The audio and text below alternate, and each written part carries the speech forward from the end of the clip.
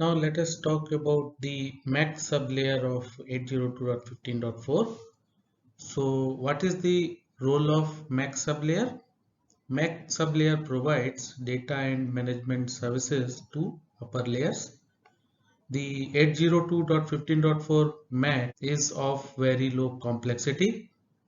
That's why it is very suitable for the intended low-end applications.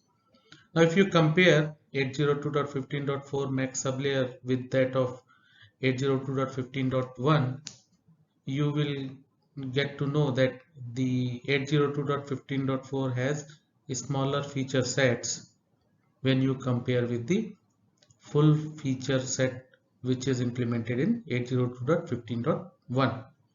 So the major difference which you can identify is that 802.15.4 does not support synchronous voice links, which anyway is not required in case of wireless sensor nodes. Now let's see the MAC sublayer frame format. So the physical layer frame contains the physical layer protocol data unit, which we generally call it as PPDU. So PPDU contains three components. One is synchronization header, then the physical layer header, and then physical layer service data unit. So the physical layer service data unit, that is PSDU, contains the frame of MAC sublayer protocol data unit, which we call it as MPDU. So MPDU, if you see, is housed inside the data unit of physical layer. Now the MPDU contains again three components. One is MAC header, then MAC service data unit, which actually contains the data. So this is nothing but the payload of the MAC sublayer. And then you have the MAC footer for the frame check sequence or to check whether the data has been successfully transmitted or not. Now, in case of MAC header, we have three subcomponents. One is frame control, which contains various bytes related to frame type or what kind of security is enabled, frame pending, acknowledgement requested, intrapen enabled or not, and then some of the blocks are reserved for different control bytes. Then destination address mode and source address mode is also part of your frame control. Then sequence number will show you the sequence number of the frame which you are housing inside the PSDU. Address info will contain the destination pan ID, then destination address, and source pan ID and the source address. So the MAC header will contain the relevant address information for the wireless sensor node. Now the MAC frame control field in MAC indicates the type of MAC frame being transmitted. It specifies the format of the address field and controls the acknowledgement. We have the possibility of multiple address types in MAC frame. We can use 64-bit physical address or 16-bit short network assigned address. Address field size varies, so 0 to 20 bytes are allocated for address. Payload field is variable with the size of MAC frame is maximum up to 127 bytes, and then frame check sequence, that is FCS, is utilized for cyclic redundancy check, which shows whether the data has been successfully transmitted without any error or not. Now let's talk about the physical layer. So in 802.15.4 physical layer, we have two potential options. One is 868 or 915 megahertz channels or 2.4 gigahertz channels. So in case of 868, you will have only one channel available, while in case of 915 multiple channels. Similarly, in 2.4 gigahertz we have lot more channels for data transmission. More the frequency, more is the data transmission rate which we can achieve in the case of wireless sensor network. Here the dynamic channel selection has been left to the network layer. So the network layer will decide that which kind of channel we can utilize for the data transmission. 802.15.4 standard provides two physical layer options with frequency band as the fundamental difference. So we have two options, whether we can go for 868 or 915 megahertz, and the second option is 2.4 gigahertz. 2.4 gigahertz band has worldwide availability. That's why most of the time you will see that wireless sensor network is designed around 2.4 gigahertz, because once you design, you can deploy it anywhere in the world. While in case of the 868 and 915 megahertz, it has dependency with respect to geography. Say for example, 868 is more in Europe and 915 megahertz you can find in USA.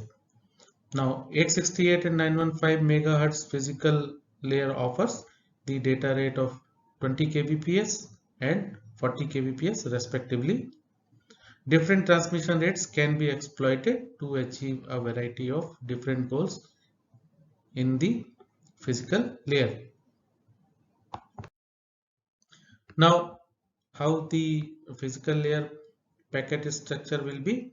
So the physical layer packet structure will contain preamble and the start of packet delimiter, then physical layer header, and then physical layer service data unit, which houses the MAC layer protocol data unit, that is MPDU.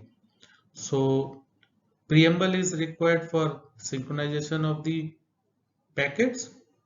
Start of packet delimiter will signify the end of preamble, and then it will also signify the start of the physical header. So this physical header is of 8 bits, which specify the length of PSD also, and the size of physical layer payload is less than or equal to 127 bytes, which is the maximum size of your MAC protocol data unit also.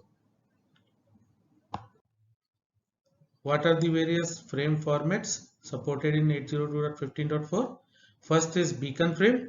So beacon frame is broadcasted by the coordinator to organize the network. And then command frame. Command frame is utilized for association, disassociation, data and beacon request, and conflict notification, and so on. Data frame will carry the user data, and acknowledgement frame will carry the information whether the acknowledgement has been successful or not.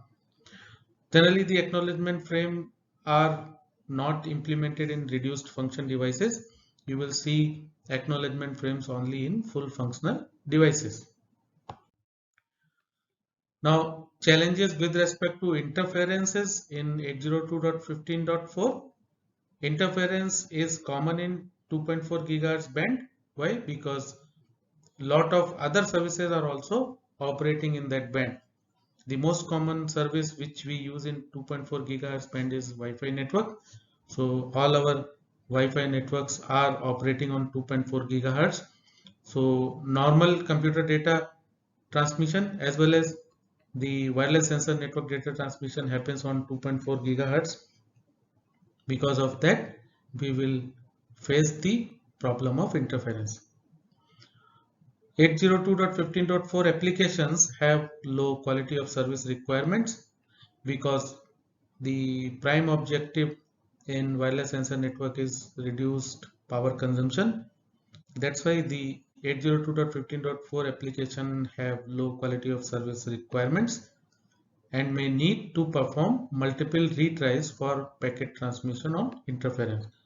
Because of low quality of service requirements, the data which is being transmitted from the wireless sensor nodes is sent multiple times, just to make sure that at least in one time the data will be received at the receiving end. So when you are not asking for acknowledgement, this kind of options can be tried out where we send data multiple times so that at least one time the data is received at the receiving end.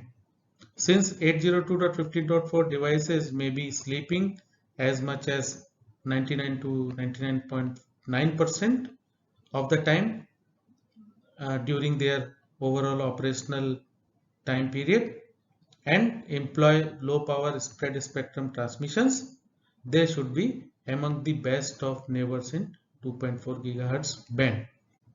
If you do not have best of neighbors around you, the data you cannot transmit via those neighbors. So it is very important that the nodes around a particular nodes are good enough to receive the data and further transmit the data to other nearby nodes. This will make sure that the data is being transmitted to the base station.